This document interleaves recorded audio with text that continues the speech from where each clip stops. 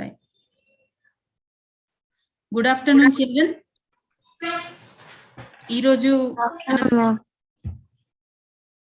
మనతో పాటు చాలా ముఖ్యమైన టీచర్ ఉన్నారు. ఎందుకంటే ముఖ్యమైన టీచర్ అని చెప్తున్నానంటే ఇప్పటి వరకు మేడమ్సే మేము క్లాస్ చెప్పాము. బట్ మా అందరికీ ఆదర్శం సార్ నుంచి మేము చాలా విషయాలు నేర్చుకుంటాము. మీకు టెక్స్ట్ బుక్ ఓపెన్ చేయగానే ఫస్ట్ పేజీలో మీకు సార్ పేరు కనిపిస్తుంది, ఈడి మధుసూదన్ రెడ్డి గారు అని చెప్పేసి. Sir text book writer. మీకు రోజు పాఠాలు చెప్తున్నాం మీ లేడీ టీచర్స్ అందరికీ సార్ చాలా గైడ్ చేస్తారు చాలా విషయాల్లో మా అందరికీ కూడా. మీరు కూడా సార్ నుంచి చాలా మంచి విషయాలు నేర్చుకుంటారు. చాలా శ్రద్ధగా వినండి సార్ చెప్పే అంశాలన్నీ కూడా. సార్ చెప్పే లెక్చర్ వినడానికి మేము కూడా ప్రత్యేకంగా చేసే వర్క్ను కూడా ఆపి నేనైతే వింటుంటాను సార్ మాట్లాడుతున్నప్పుడు. సార్ జెడ్పిహెచ్ఎస్ బాహర్పేట్ కోస్గి నారాయణపేట్ జిల్లాలో పనిచేస్తున్నారు. కానీ sir state resource group member, bioscience subject coordinator. Coordinator అంటే తెలుసా పిల్లలు, మన రాష్ట్రంలో ఉన్న వివిధ జిల్లాలకి వచ్చే ప్రతి బయోసైన్స్ కి సంబంధించిన ప్రతి అంశం కూడా సార్ ఫైనలైజ్ చేసిన తర్వాతనే వస్తుంది. టీచర్స్ అంతా కూడా సార్ ఇచ్చిన ఇన్ఫర్మేషన్ ని ఫాలో అవుతుంటారు. మీరు చదివే టెక్స్ట్ బుక్స్ కావచ్చు, మీరు చేసే వర్క్ షీట్స్ కావచ్చు, అందరూ టీచర్స్ చేసిన తర్వాత వాటిని ఫైనలైజ్ చేసేది సారే ఉంటారు ఫైనల్ గా. మరి చాలా మంచి సబ్జెక్ట్ నాలెడ్జ్ ఉన్న రిసోర్స్ పర్సన్ సారు. మరి సారు మనందరికీ క్లాస్ ఇవ్వడం అనేది చాలా గొప్ప విషయం. Thank you very much sir. I'm very honour to coordinate you in this class sir. You can start the class sir. Thank you. Okay, thank you madam. Good afternoon all. Welcome to this class. Madam ఎన్నో విషయాలు చెప్పినారు. Okay, నేను నా వీలైనంతగా class చెప్పే ప్రయత్నం అనేది చేస్తాను నేను. సో మేడం చెప్పినట్లు నా పేరు ఈడి మధుసూదన్ రెడ్డి. నేను జెడ్పిహెచ్ఎస్ బార్పేట లోపల పనిచేస్తాను, నారాయణపేట జిల్లా కోస్గి హై స్కూల్ లోపల. దాంతోపాటు కొన్ని కార్యక్రమాలు నిర్వహిస్తుంటాను.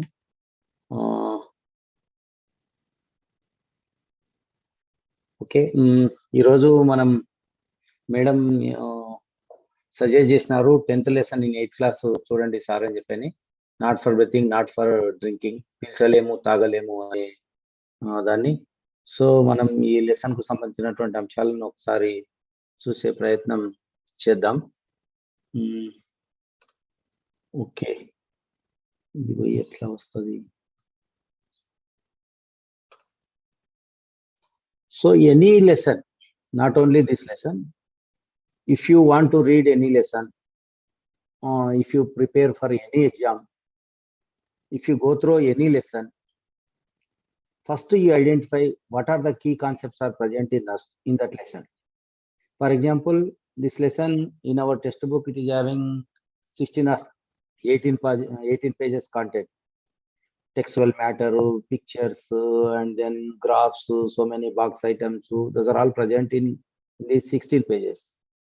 Whenever go through this textbook or in a lesson, first you identify what are the major concepts or key concepts of that lesson. It is very, very important. First, you try to map the key concepts. We say it is as the concept mapping. So you first identify the key concepts. Sometimes in explaining the classroom, the textbook is designed to explain in the classroom. But when we are studying, that type of approach is not suitable to you. So you design whatever you learn from the text. So I identified 12 important concepts in this lesson. Those are composition of air, pollution certificate. If you see the textbook, the lesson is started with the pollution certificate, but you start with the learning with the composition of air. That is better to understand the concepts. So you start from the composition of air, pollution certificate, air pollution, natural activities, human activities, harmful effects of pollutants, methods for controlling air pollution, water pollution, water pollutants, prevention and controlling of water pollution, and 4 Rs. So not only this lesson, whenever you're reading any lesson, first you write all the key concepts of that lesson in one page. It helps to you understand the all concepts which are present in that lesson. So తెలుగులో కూడా నేను ప్రతిదానికి try చేశాను type చేయడానికి, నాకు తెలుగే interest. So గాలిలోని వాయువులు ఏమిటివి, ఎంతెంత శాతాలు ఉంటాయి, కాలుష్య నియంత్రణ సర్టిఫికెట్, గాలి కాలుష్యానికి కారణమైనటువంటి సహజ కారకాలు, సేవ్ ఇట్ యాజ్ ప్రకృతి వైపరీత్యాలను కూడా అనొచ్చు వాటిని, మానవ చర్యలు, కాలుష్య కారకాల వల్ల కలిగే దుష్ఫలితాలు, వాయు కాలుష్యాన్ని నియంత్రించే విధానాలు, నీటి కాలుష్య కారకాలు, నీటి కాలుష్య నియంత్రణ, అండ్ 4 Rs. సో ఈ లెసన్ లో మనం ఈ 12 కాన్సెప్ట్స్ మీద మనము నేర్చుకుంటున్నంటే ఖచ్చితంగా మనము ఈ లెసన్ లో ఉన్నటువంటి ఆల్ కీ కాన్సెప్ట్ నేర్చుకోవచ్చు ఎటువంటి పరీక్షలకైనా. Not only our NMMS or SA2 exams or any competitive exams. భవిష్యత్తు లోపల మీరు 10th తర్వాత వచ్చేటటువంటి ఎనీ కాంపిటేటివ్ ఎగ్జామ్స్ అయినా దేనికైనా కూడా మీరు ఈ రకమైనటువంటి నాలెడ్జ్ తోటి వెళ్తారంటే ఈజీగా మనకు నేర్చుకునే అవకాశం ఉంటుంది. Okay, what are the composition of air? In the air so many gases are present, but majorly nitrogen is with 78%. So we say it is as nitrogen is highest percentage gas present in the air. So with 78%.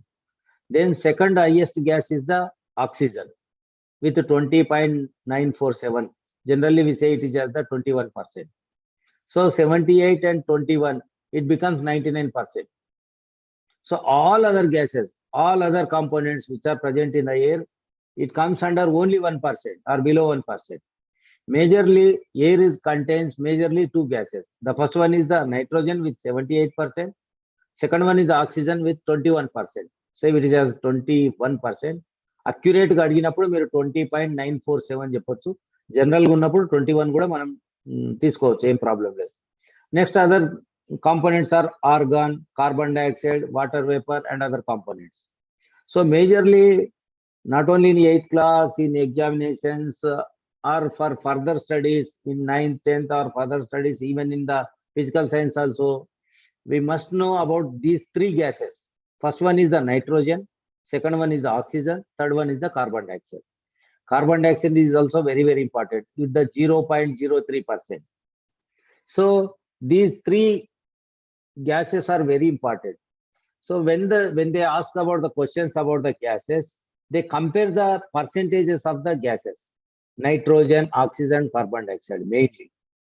So you remember that which gas is highest in the air, which gas is second highest in the air, and then what is the percent of the carbon dioxide. So గాలిలో ఏ వాయువు ఎక్కువ ఉంటుంది, nitrogen అని. తర్వాత రెండవ అతి పెద్ద gas ఏ వాయువు ఉంటుంది అంటే ఆక్సిజన్.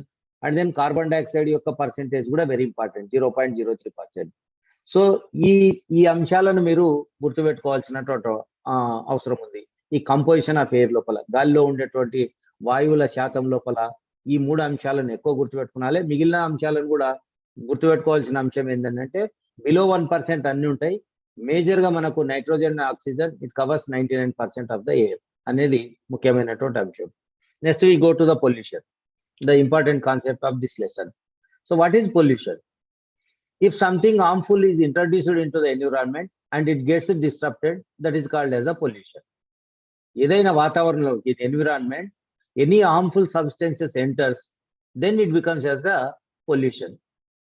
మీరు నిశ్శబ్దంగా ఉన్నారు, అంత నిశ్శబ్దంగా ఉంది, ఒక పెద్ద సౌండ్ వచ్చింది అనుకోండి, then it becomes as the sound pollution.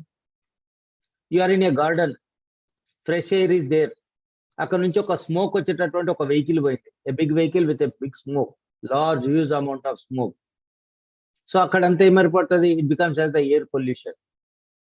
So water is there, you want to drink some of the water, ఏదో దుమ్ము పడింది అనుకోండి, dust entered in to the water, then it becomes as the water pollution. Pollution means the harmful, any harmful substances are enters into that medium, that is called as the pollution. So any harmful introduced into the environment. Environment, it contains majorly air, water, soil, like that. So any harmful things are enters into the environment, then it becomes as the pollution. So తెలుగులో ఏం చెప్పొచ్చు, మనం వాతావరణంలోకి హానికరమైన పదార్థాలు ఏమైనా చేరితే అది కాలుష్యానికి గురైతే అని చెప్పొచ్చు. ఒకవేళ అది గాలిలో కలిస్తే దాన్ని గాలి కాలుష్యం అంటారు, నీటిలో కలిస్తే వాటర్ పొల్యూషన్ అంటారు, శబ్దాలు పెద్ద పెద్దగా ఉంటే సౌండ్ పొల్యూషన్ అని అంటారు, నేల లోపల కలిస్తే దాన్ని సాయిల్ పొల్యూషన్ అని చెప్పి అంటారు. So soil pollution is the addition to the environment which some harmful substances in quantities that are harmful to life. మనకు అనారోగ్యకరంగా, మనకు హానికరంగా మారినటువంటి అంశాలతో కలిపి మనము ఏవైతే ఎన్విరాన్మెంట్లోకి ఎంటర్ అయితే వాటిని మనం పొల్యూషన్ అని చెప్పి అంటాం. So in our text book they started with the introduction of the pollution under control certificate, కాలుష్య నియంత్రణ సర్టిఫికేట్ అని అంటాం. So you observe the pollution control certificate. There are something are printed on the certificate. So in analysis, whether you are having much analysis or not, we will identify with that questions. Anytime if anyone gives some information, are you able to analyze or not, we will estimate with these questions. So some questions also there in the textbook. I typed all the questions which are present in the textbook. So what is present in that certificate? Which department issues this certificate? If you observe the certificate, you will answer these questions. How much time is it valid? For which type of vehicle has it been issued? What components are tested in emission test? What will happen if pollutants like carbon monoxide and hydrocarbons are higher than the permissible limits? So you read all the things which are present on the certificate and answer these questions. So which department issues this certificate? It is not from the pollution department, it is from the transport department. మన బస్సులు అవి ఇవి తిరుగుతుంటాయి కదా, vehicles అనేది తిరిగేటటువంటి department transport department. మీరు చూసింటారు RTC అని చెప్పని, road transport corporation అని చెప్పని. టిఎస్ఆర్టీసీ అంటే Telangana state road transport corporation. So transport department issues this certificate. It is called as pollution under control certificate. How much time is it valid? It valid for 6 months. So మనం ప్రతి 6 నెలలకు ఒకసారి test చేయించుకొని ఆ certificate తీసుకోవాల్సి ఉంటుంది. తీసుకోకపోతే fine అది వేస్తారు. ఫైన్ ముఖ్యం కాదు, మనము పొల్యూషన్ కు వాతావరణానికి హాని కలిగించకుండా మన బిహేవియర్ ఉండాలని చెప్పినటువంటి అంశం. For which type of vehicles has it been issued? Which are running with the fuel burning. Fuel వాడి ఏవైతే వెహికల్స్ ఉంటాయో all vehicles must take pollution certificate. ఏమిటంటే పెట్రోల్ తోటి కానీ, డీజిల్ తోటి కానీ, ఏదైనా తోటి విత్ ఫ్యూయల్స్ తోటి నడిచే అన్నిటితో కూడా మనము పొల్యూషన్ సర్టిఫికేట్ తీసుకోవాల్సినటువంటి ఉంటుంది. సైకిల్కి అవసరం లేదు, because there is no need of fuel, man పవరే దానికి అవసరం కాబట్టి. సో ఏవైతే రిక్షాకు కూడా అవసరం లేదు. So which are running with the fuels, where fuel will be burns, ఎక్కడైతే ఇంధనాలు మండుతాయో, పెట్రోల్ కానీ, డీజిల్ కానీ, కిరోసిన్ కానీ, బొగ్గు కానీ, ఇటువంటివి ఏవైతే మండి దాని నుంచి వచ్చేటటువంటి వాటితో వచ్చేటటువంటి వెహికల్స్ తీసుకోవాల్సినటువంటి అవసరం ఉంది. Generally they test the carbon monoxide and hydrocarbons. How much percentage of carbohydrates hydrocarbons are there, how much carbon monoxide is releasing by the vehicle. They test with the emission test. So that test which conducted by the who are issuing the pollution control certificate, they test the how much percentage is there in the vehicle is releasing the carbon monoxide and hydrocarbons. So if carbon monoxide and hydrocarbons are higher than the permissible limits, ఎంత ఉండాలనో అంతకంటే ఎక్కువ ఉందనుకోండి, permissible limits కంటే ఎక్కువ ఉంటే they cannot give the pollution certificate. ఒకసారి pollution certificate వాళ్ళు ఇవ్వలేదు అంటే ఆ వెహికల్ నడపరాదు, దాన్ని సీజ్ చేస్తారు పోలీస్ వాళ్ళు. సో కాబట్టి they test whether this vehicle is polluting the environment or not. Mainly it leads to air pollution. కాబట్టి ఈ పొల్యూషన్ అండర్ కంట్రోల్ సర్టిఫికేట్ అనేది ఉంటుంది. మీ ఇళ్ళలో కూడా అందరి లోపల ఉండొచ్చు కదా, 2 వీలర్స్ 4 వీలర్స్ ఉండొచ్చు. సో మెయిన్గా 2 వీలర్స్ ఉండొచ్చు. You see this certificate in your vehicle. మీ పేరెంట్స్ని అడగండి, మీ పెద్దవాళ్ళు ఎవరైతే వెహికల్ నడుపుతున్నారో వాళ్ళ దగ్గర ఈ పొల్యూషన్ సర్టిఫికేట్ ఉందో లేదో చూడండి, లేకపోతే తీసుకోమని చెప్పండి. Every man who are having the 2 wheeler or 4 wheeler, they must have the pollution control certificate. ఇట్లా చేయడం వల్ల మనము వాతావరణానికి ఉపయోగకరం చేస్తున్నట్టు, లేకపోతే అంటే we are the harmful persons for the environment. So this is about the pollution and certificate. And then we go to the air pollution. Pollution is different types: air pollution, water pollution, sound pollution, soil pollution, like that. So here in 8th class, they discussed about only two pollution. One is air pollution, another one is water pollution. The other soil pollution majorly present in the 9th class textbook. One lesson is there, in the 10th lesson is there, in 9th class, that is the soil pollution. Even in other lessons also, in agriculture challenges also, they discussed about the soil pollution and water pollution also. So here we discussing about the air pollution and water pollution in 8th class. So what is air pollution? Air composition or the state of balance in air is disturbed either by natural or human activities, that is called as the air pollution. So what we discussed about the pollution, any harmful substances enter into the environment, that is called as a pollution. If those harmful substances enters into the air, that is called as the air pollution. So we discussed about the composition of the air. అంటే ఏ gas ఎంత ఉండాలని చెప్పి మనం అనుకున్నాం. For example CO2 % is the 0.03. కానీ ఒక particular geographical area లోపల, ఒక పర్టికులర్ ఏరియా లోపల if the carbon dioxide increased, కొద్దిసేపు స్మోక్ వచ్చింది అనుకోండి, మొత్తం పొగ వచ్చింది అనుకోండి, ఆ ఏరియా లోపల డిస్టర్బ్ అయిపోతుంది, మొత్తం అంతా ఎయిర్ కంపోజిషన్ చేంజ్ అయిపోతుంది, కార్బన్ డైఆక్సైడ్ పర్సెంటేజ్ ఎక్కువ అయిపోతుంది, నైట్రోజన్ అండ్ ఆక్సిజన్ పర్సెంటేజ్ తక్కువ అయిపోతుంది. సో మళ్ళీ అదంతా స్ప్రెడ్ అయిన తర్వాత కామన్ అవుతుంది అనుకోండి. సో దట్ పర్టికులర్ ఏరియా లోపల కొద్దిసేపు ఎయిర్ పొల్యూషన్ అవుతుంది. But that type of carbon dioxide or any other harmful substances distributed all over the air, that we called it as the air pollution. మొత్తానికి అన్ని చోట్ల ఇది జరిగితే టోటల్ గా మనం ఏమంటాం, ఎయిర్ పొల్యూషన్ అంటాం. అంటే ఒక పర్టికులర్ ఏరియా ఉండొచ్చు, మొత్తం ఎయిర్ ఉన్నటువంటి అన్ని ఏరియా లోపల ఉన్నదాన్ని కూడా మనం ఎయిర్ పొల్యూషన్ అనొచ్చు. So how it happens? From two things. ఎందుకు ఎయిర్ పొల్యూషన్ ఎలా జరుగుతుంది అంటే రెండు రకాలు జరుగుతుంది. By the natural activities, natural calamities, ప్రకృతి వైపరీత్యాల వల్ల జరుగుతుంది, సహజంగా జరిగే కారకాలు. They are mostly not in our hands. Mostly అంటే కొన్ని ఉండొచ్చు, కొన్ని ఉండకపోవచ్చు, కానీ నేచర్ చేసేవి మన చేతిలో ఉండని అంశాలతోటి కొన్ని జరుగుతాయి. అండ్ దెన్ హ్యూమన్ యాక్షన్స్, మనం చేసే పనుల వల్ల ఎక్కువ జరుగుతాయి. So nowadays human actions are the major reasons for the air pollution. So మానవులు లేదా ప్రకృతి, ఈ రెండిటి యొక్క చర్యల వలన ఎన్విరాన్మెంట్ బ్యాలెన్స్ అనేది చేంజెస్ జరిగితే, ఆ వాతావరణ సమతుల్యత లోపల ఏమైనా మార్పులు సంభవిస్తే దాన్ని మనం ఏమంటున్నాం అంటే గాలి కాలుష్యము అని చెప్పి అని అంటున్నాం. సో ఏవైతే గాలిని కాలుష్యం చేస్తే we are call it as the air pollutants. The substances which are responsible for the disturbance are called as the air pollutants. కాలుష్యాన్ని కలిగించే వాటిని మనం ఏమంటున్నాం అంటే కాలుష్య కారకాలు అని చెప్పి అంటున్నాం. ఇంగ్లీష్ లో ఎయిర్ పొల్యూటెంట్స్ అని చెప్పి అంటాం. So these are two types. One is primary pollutants, second one is the secondary pollutants. So కాలుష్య కారకాలు రెండు రకాలు: ప్రాథమిక కాలుష్య కారకాలు, ద్వితీయ కాలుష్య కారకాలు అని చెప్పంటారు. So what are the primary pollutants? Combustion of fuels and industrial operations వల్ల which are releases, those are all called as the primary pollutants. Primary pollutants మీద మనకు ఒక ఐడియా ఉంటుంది. జనరల్ గా ఫ్యూయల్స్ బర్న్ అయితే వచ్చేటటువంటివి కానీ, ఇండస్ట్రియల్ ఆపరేషన్స్ అంటే ఫ్యాక్టరీలు, వాటి లోపల జరిగేటటువంటి పనుల వల్ల వచ్చేటటువంటి వాటిలో కానీ మనము పొల్యూషన్స్ అనేటివి ఉంటాయి. Those are called as the primary pollutants. ఈ సెకండరీ పొల్యూటెంట్స్ ఏంటంటే produced due to the reaction of primary pollutants in the atmosphere.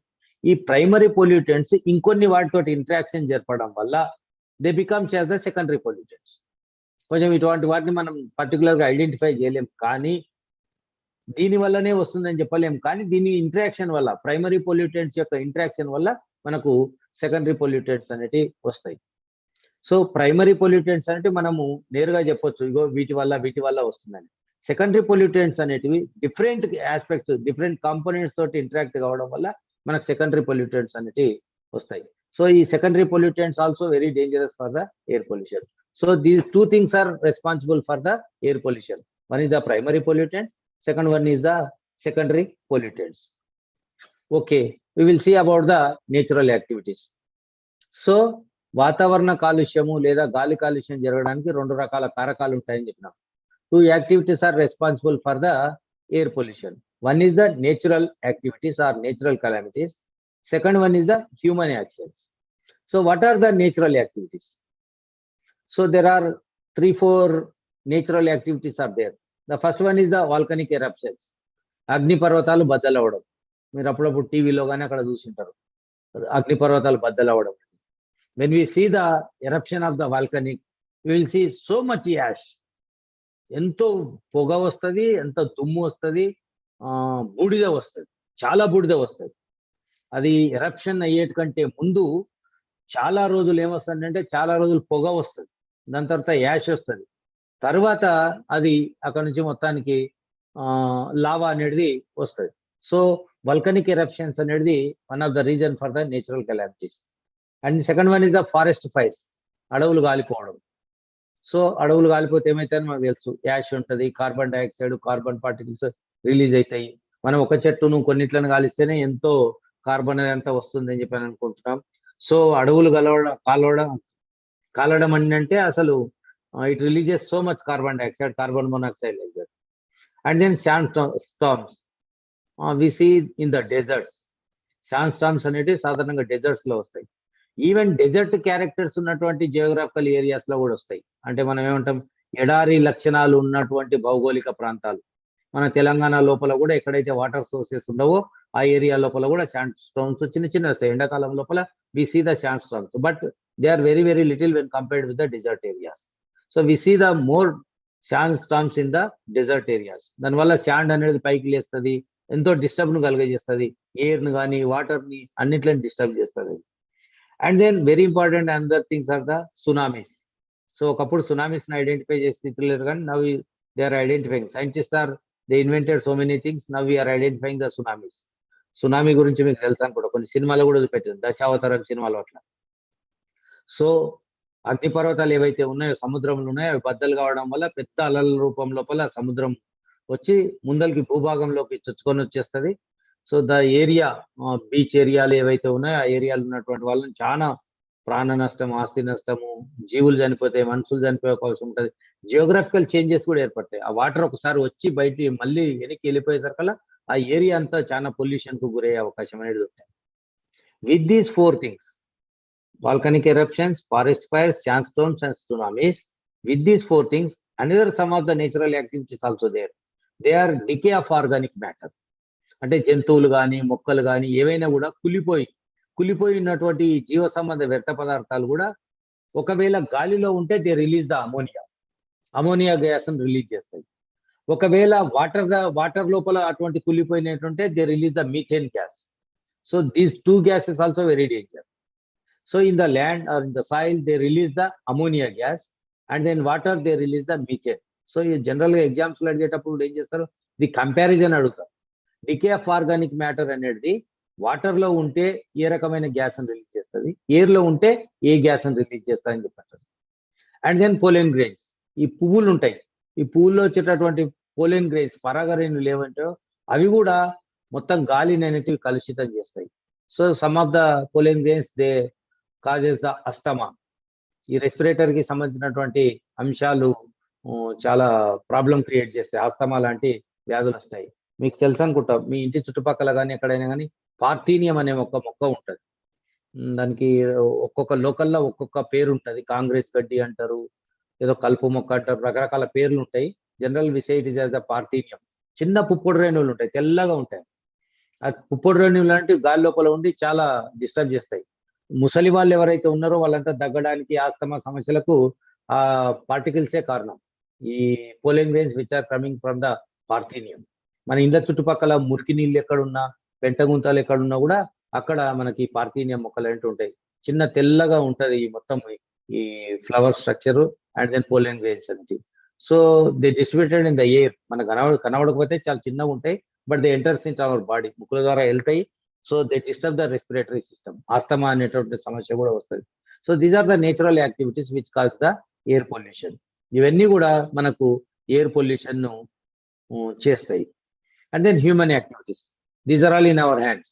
ఇవన్నీ కూడా మన చేతుల్లో ఉన్నాయి, మనం కంట్రోల్ చేసుకోవాల్సినటువంటి అంశాలు ఇవన్నీ. So there are 9 things are there discussed in our textbook. So మీకు ఇట్లా చూస్తేనే హ్యూమన్ యాక్టివిటీస్ అనగానే ఒక 9 points గుర్తుకు రావాలి. బర్నింగ్ ఫ్యూయల్స్, ఇంధనాలు మండడం, వెహికల్స్, వాహనాలు నడవడం, ఇండస్ట్రీస్, పరిశ్రమలు, even the factories also. And then nuclear power plants, అణు విద్యుత్ కేంద్రాలు అని అంటాం వీటిని మనం. And then power generation plants, విద్యుత్ ఉత్పాదక కేంద్రాలు. So many types of power generation plants are there. Thermal power plants, hydro power plants, wind power plants, so many types of power plants are there. And then fertilizers and pesticides which we use in the agriculture. పంటలు పండించడం లోపల మనం వాడేటటువంటి అనేకమైనటువంటి fertilisers, particularly the chemical fertilisers and pesticides, insecticides, herbicides, whatever pesticides we are using. And then deforestation, అడవులను నరికివేయడం, చెట్లను నరికివేయడం. And then chlorofluorocarbons, this is also very important thing, component which causes the air pollution. Chlorofluorocarbons and mining, గనులు, mining ద్వారా ఓర్స్ తీసేసి ఎన్నో metals తయారు చేస్తారు. ఆ మైనింగ్ వల్ల కూడా మనకు ప్రాబ్లం వస్తుంది. బొగ్గు కూడా ఒక మైనింగే, coal mining. And then so many ores, మనం ఇనుము, అల్యూమినియము, రకరకాల మెటల్స్ వాడుతుంటాం, లోహాలు వాడుతుంటాం. అవన్నిటిని మనం గనుల ద్వారా తీస్తారు. ఆ గనుల ద్వారా తీసేటప్పుడు వచ్చేటటువంటి ప్రక్రియలో వచ్చేటటువంటి pollutants, they causes the air pollution. So these are the 9 human activities which causes the air pollution. We will see once again what we will get from the burning of fuels. So we will get the carbon dioxide, sulfur dioxide, smoke and soot from the burning of fuels. General గా మనకు sulphur dioxide, carbon dioxide, smoke, soot అనేటివి మనకు ఇంధనాలు మండడం వల్ల వస్తాయి. So you see the burning of vehicles. So we use the fuels in the vehicles. The same things you identify what are the similar in 2 or 3 things. ఉదాహరణకు ఇంధనాలు, వాహనాల లోపల రెండిటి లోపల సల్ఫర్ డైఆక్సైడ్ రావచ్చు, కార్బన్ డైఆక్సైడ్, కార్బన్ మోనాక్సైడ్ రావచ్చు, లేకపోతే suit రావచ్చు. కాబట్టి ఒకసారి కంపారిజన్ అడుగుతారు. అంటే ఇన్నిట్లను గుర్తుపెట్టుకోవడం కొంచెం కష్టం కావచ్చు. గుర్తుపెట్టుకోవడానికి కొన్ని కంపారిజన్ సంబంధించినటువంటి అంశాలు చూసుకోవాలి. సల్ఫర్ డైఆక్సైడ్ అనేది ఎక్కడెక్కడ ఉంది. So you see the industry, sulphur dioxide is present. And then where the sulphur dioxide is present in burning fuels is the sulphur dioxide is there. And then even the power generation plants also sulphur dioxide there. ఇట్లా ఎక్కడెక్కడ ఉన్నాయి అన్న దాన్ని మనం identify చేసుకోవాలి. ఒక్కొక్క దాన్ని చదివే బదులు ఒక కంపారిజన్ స్టడీ చేయాలి. చేస్తుందంటే మనకు యూ విల్ గెట్ అండర్స్టాండ్, మంచి విషయావగాహన వస్తుంది, ఎక్కువ కాలం గుర్తుంటుంది. మీరు ఎప్పుడైనా కూడా దాని కంపారిటివ్ స్టడీ కూడా రాయగలుగుతారు. కార్బన్ డైఆక్సైడ్ ఉంది, ఎక్కడెక్కడ ఉంది కార్బన్ డైఆక్సైడ్ అనేది కూడా మీరు చూసుకోవాలి. ఏ అంశాల లోపల కార్బన్ డైఆక్సైడ్ ఉంది. డిఫారెస్టేషన్ వల్ల కార్బన్ డైఆక్సైడ్ ఇంక్రీజ్ అవుతుంది. And then burning of fuels ద్వారా కార్బన్ డైఆక్సైడ్ వస్తుంది అని చెప్పి గుర్తుపెట్టుకోవాలి. సో అమౌంట్ ఆఫ్ వర్డ్స్, చాలా వర్డ్స్ ఉన్నప్పుడు, చాలా కీవర్డ్స్ ఉన్నప్పుడు గుర్తుపెట్టుకోవడానికి కంపారిజన్ స్టడీ అనేది బాగా ఉపయోగపడుతుంది. సో ఇది ఈ వాటి లోపల ఉంది, ఇట్లా గుర్తుపెట్టుకోవాలి అని చెప్పి గుర్తుపెట్టుకోవాలి. And then from vehicles we will get sulphur dioxide, nitrogen dioxide, carbon monoxide, unburned hydrocarbons. ఏదైనా కూడా పర్ఫెక్ట్ గా కాల్తినంటే మనకు తక్కువ పొల్యూషన్ అవుతుంది. సో సగం సగం కాలడము, పూర్తిగా కాలకపోవడం తోటి we will get more pollution. So lead components and soot, these are the things which we will get from the using of the vehicles. వాహనాలు వాడడం వల్ల ఇటువంటి పొల్యూటెంట్స్ మనము పొందుతాం. And then from the industries. So from industries we will get so many material, మందులు కావచ్చు, పరికరాలు కావచ్చు, ఇంట్లో వాడే సామాగ్రి కానీ, everything we will get from the factories and industries. సో ఆ వస్తువులు తయారు చేసినప్పుడు చాలా రకాలైనటువంటి పొల్యూటెంట్స్ బయటకు వస్తాయి. Sulphur dioxide, nitrous oxide, chlorine, fly ash, dust, asbestos dust, ఇటువంటి. అంటే it depends on the factory. Asbestos ఉత్పత్తులు ఎక్కడెక్కడ ఉంటాయో అక్కడ ఆస్బెస్టాస్ సంబంధించిన డస్ట్ అనేది వస్తుంది. సో అక్కడ ఏ ఫ్యాక్టరీలో ఏ రకమైనటువంటి వాడతామో ఆ రకమైనటువంటి పొల్యూటెంట్స్ అనేది వచ్చే అవకాశం ఉంటుంది. And very dangerous thing is the nuclear power plants.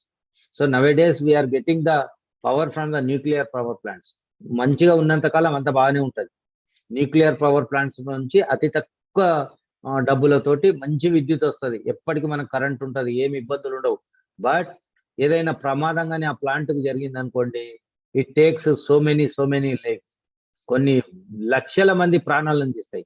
Not in thousands, in lakhs లోపల చనిపోతారు. ఎందుకంటే they releases the radio active waste అనేది వెరీ డేంజర్.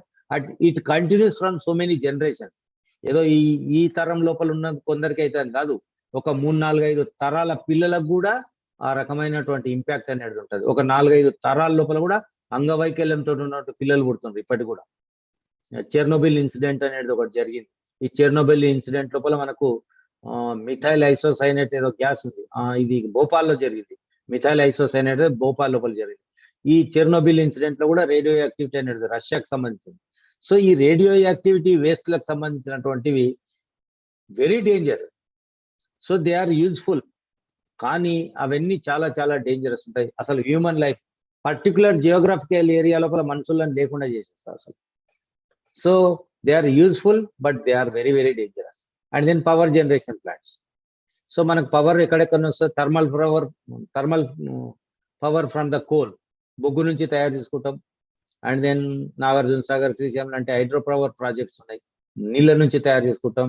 మీరు విండ్వి చూసి ఉండొచ్చు, పెద్ద పెద్ద ఈ పైన ఫ్యాన్ల లాగా పెట్టి చూసి ఉంటారు మీరు. You will get the wind energy from those. And then very very important, now getting solar energy is very easy and then very safe. Solar energy వాడితేనంటేనే ఇవన్నీ సమస్యలు ఉండవు. సోలార్ ఎనర్జీ కాకుండా ఏవి వాడినా కూడా మనకు ఇవన్నీ సమస్యలు వస్తాయి. యాష్ వస్తుంది, సల్ఫర్ డైఆక్సైడ్ వస్తుంది, సో యురేనియం లాంటివి వస్తాయి from nuclear power plants. These are all very very pollutants, high pollutants. These are all high pollutants which causes major air pollution.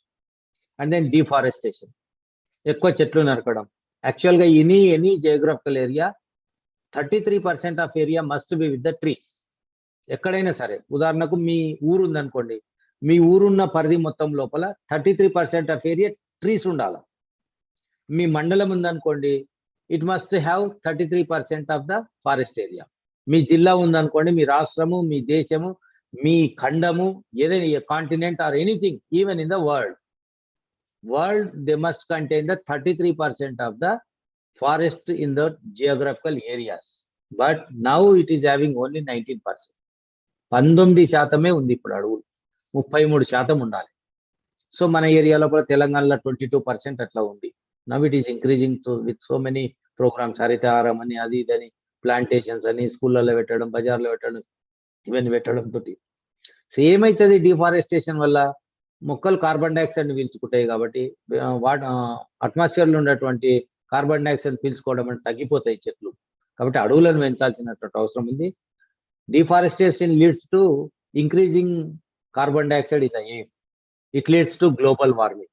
ఎండాకాలం చాలా చాలా చాలా ఎండలు ఉంటాయని చెప్పట్టున్నాం కదా, because of with the global warming or increasing in the carbon dioxide. Deforestation, చెట్లు కొట్టేయడం వల్ల, అడవులు నరికివేయడం వల్ల కార్బన్ డైఆక్సైడ్ ఇంక్రీజ్ కావడం వల్ల భూమి అనేది వేడెక్కుతుంది. ఈ భూమి వేడెక్కడాన్ని మనము భూతాపం అంటాం, లేదా భూమి వేడెక్కడం అంటాం. It is called in English, it is the global warming. So చెట్లు పెంచడం అనేది చాలా ముఖ్యం. This is the human activity. And then chlorofluorocarbons. మన ఇంట్లో రిఫ్రిజిరేటర్లు వాడుతుంటారు, ఏసీలు వాడుతుంటారు, ఇవన్నీ these are which produces the chlorofluorocarbons. ఈ వీటన్నిటి వల్ల ఏమిటంటే ఒక రకమైనటువంటి పొల్యూటెంట్స్, క్లోరోఫ్లోరో కార్బన్స్ అంటారు. They effect on the ozone layer. అంటే మనం భూమి పై పొరలకు వెళ్తున్నంటే భూమిని ప్రొటెక్ట్ చేస్తే ఒక లేయర్ ఉంది, దాన్ని ఓజోన్ లేయర్ అంటారు. ఈ క్లోరోఫ్లోరో కార్బన్ల వల్ల అక్కడక్కడ రంధ్రాలు పడుతున్నది ఓజోన్ లేయర్ కు. దానివల్ల ఏమైతుందంటే సన్ నుంచి వచ్చేటటువంటి some of the rays which are very harmful to us, UV rays అంటారు, అల్ట్రా వైలెట్ రేస్ అని చెప్పి అంటారు. ఈ యూవీ రేస్ అనేటివి ఆ రంధ్రాల ద్వారా వస్తే మానవులకు కానీ, జంతువులకు కానీ, అన్నిట్లకు, ఆల్ లివింగ్ ఆర్గానిజమ్స్ ఏవైనా కూడా వాటికి ఎఫెక్ట్ ఉంటుంది. సో క్లోరోఫ్లోరో కార్బన్స్ అనేవి ఉత్పత్తి కాకుండా చూసుకోవాలా, అవి ఓజోన్ లేయర్ మీద ఇంపాక్ట్ చూపెట్టకుండా మనం చూడాల్సినటువంటి అవసరం ఉంది. And then about the mining. From the mining mainly we get the dust, some of the stone dust. బాగా మీరు క్రషర్స్ ఉన్నతో చూడండి, క్వారీలు ఉన్నతో, క్రషర్స్ ఉన్నతో చూడండి, you will get the stone dust. అంతా రాతిలాగా ఉన్నటువంటి ఒక పొడి ఉంటుంది, అదంతా మొత్తం మీరు గాలి లోపల ఉంటుంది. మీరు ముక్కును కానీ, కళ్ళను కానీ ఇట్లా అనుకొని చూసినట్టే దానిలో నుంచి డస్ట్ అనేది వస్తుంది. సో అదంతా మొత్తం గాలిని అంతా ఇచ్చేస్తుంది. ఒక్కొక్కసారి they enters in to the respiratory system. చాలా చిన్నగా ఉంటుంది కాబట్టి they enters in to the respiratory system, digestive system అంతా ఉంటుంది. So our body mechanism also protects those are thing. అందుకొరకే మన ముక్కులో మాయిశ్చర్ ఉంటుంది, అంత తడిగా ఉంటుంది moisture. So it controls even air, they also controls. అవన్నీ కూడా ఈ డస్ట్ను కానీ, స్మోక్ను కానీ, సూట్ను కానీ, యాషన్ కానీ కంట్రోల్ చేయడానికి అవన్నీ ఉంటాయి. ఈవెన్ ఇదంతా మన body parts are with moisture because to control these are all things. వీటన్నిటిని కంట్రోల్ చేయడానికి అవన్నీ ఉంటాయి. So these human actions are leading to more air pollution. So these are the pollutants which causes the air pollution. So ఏమవుతుంది ఇట్లా చేయడం వల్ల? What are the harmful effects of pollutants? కాలుష్య కారకాల వల్ల ఏమేమి హాని మనకు జరుగుతుంది అనేది మనం చూద్దాం. సో ఒక 3 అంశాలు ఉన్నాయి దీని లోపల. One is the particulate matter, second one is the hydrogen sulphide, third one is the carbon monoxide. So these 3 things are there.